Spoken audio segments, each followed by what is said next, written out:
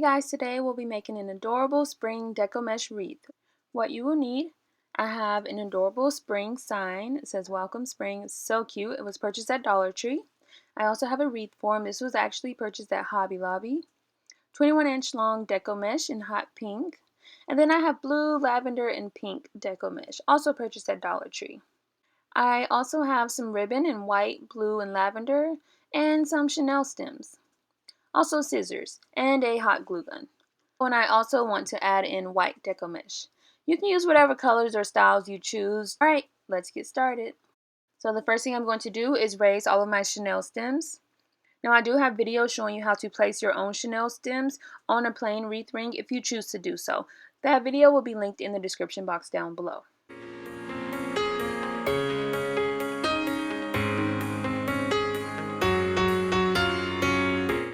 Next thing I'm going to do is take my 21-inch deco mesh and curl it to a nice little point, place it on my Chanel stem and twist it a couple of times. Then I'm going to pull my mesh, make a nice poof, and place it in the next Chanel stem.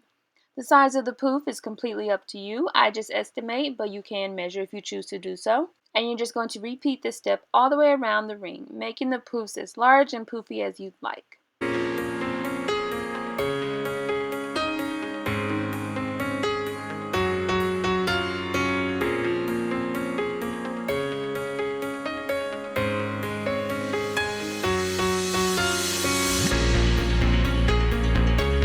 So I've come back to my starting point. I'm just going to make a poof, untwist the Chanel stem, place my mesh down, and then twist it back.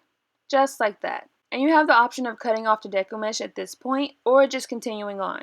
I'm just going to continue on and repeat the same steps on the inner ring. So to continue on, I'm just going to make a poof, and instead of connecting it to the outer ring, I'll bring it inward and connect it to the inner ring. And then continue around my wreath.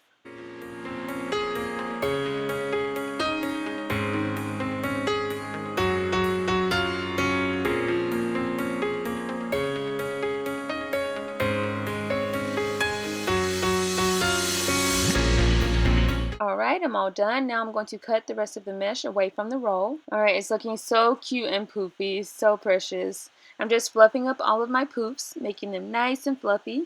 And I will usually start adding the extra deco mesh, but I think I'm going to use the rest of my 21-inch mesh. It's just going to make a fuller wreath. So I'm going to attach the mesh to the stem, just like I did at the beginning, and then bring it across horizontally to the next outer stem.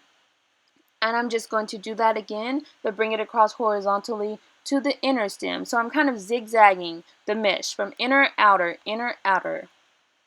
And this is just going to help give it a little extra volume. And again, I don't do this all the time. I just wanted to use the rest of the mesh that I had, so you can definitely skip this step if you choose to do so. Alright, now I'm going to add in my lavender, white, and blue. And I'm just going to roll the mesh at a diagonal. I have cut 8-inch long pieces of each of my 3 colors. And I'm just rolling them all at diagonals and crisscrossing them one on top of the other.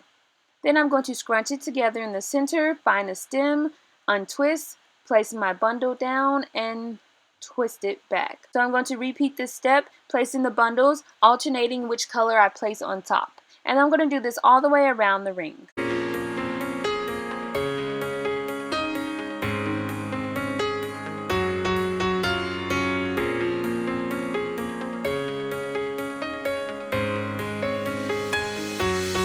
I don't want to leave the ends squared off, but I don't want to ribbon cut them. I want to curve them so that they kind of look like flower petals. So I'm going to show you exactly what I'm talking about. Okay, so I'm folding the ribbon in half, just like that. I'm going to take my scissors. I'm just going to cut a curve, kind of like a petal. And I'm going to do this with both ends of my ribbon.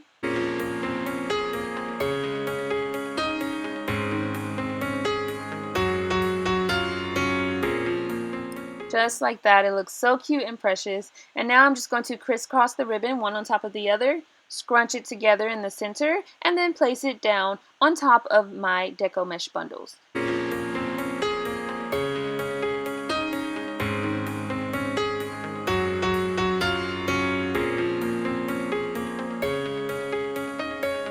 And I'm going to do it again, so I'm going to fold my ribbon in half and then fold it in half again.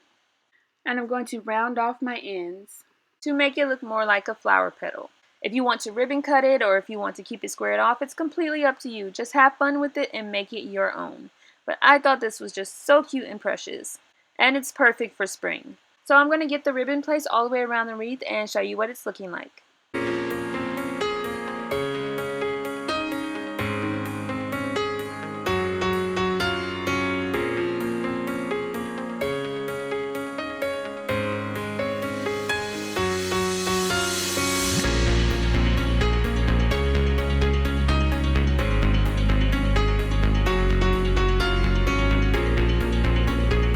It's perfect for spring. I think it's so cute and precious, and I love the ribbon. It looks like flowers in my opinion, the ribbon and the mesh together. So next we're just going to add our adorable sign. Alright, cut the top hanger off of the sign.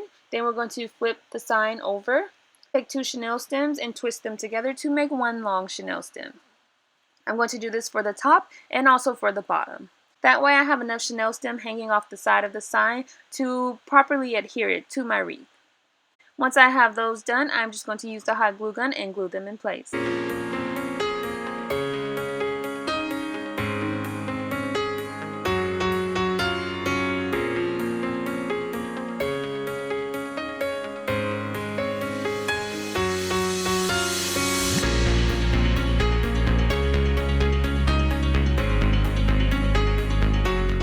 Alright, and now I'm just pushing my Poofy wreath over so that I have space to add my sign to the center.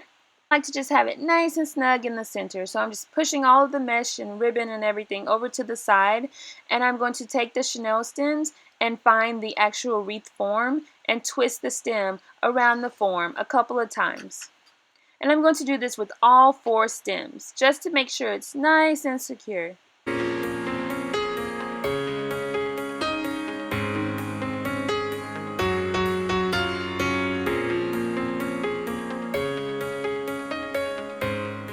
And you are all done. It looks so cute and precious and perfect for spring. Now you can definitely add any additional embellishments you'd like. You can add actual flowers, you can add butterflies, insects, just have fun with it and make it your own.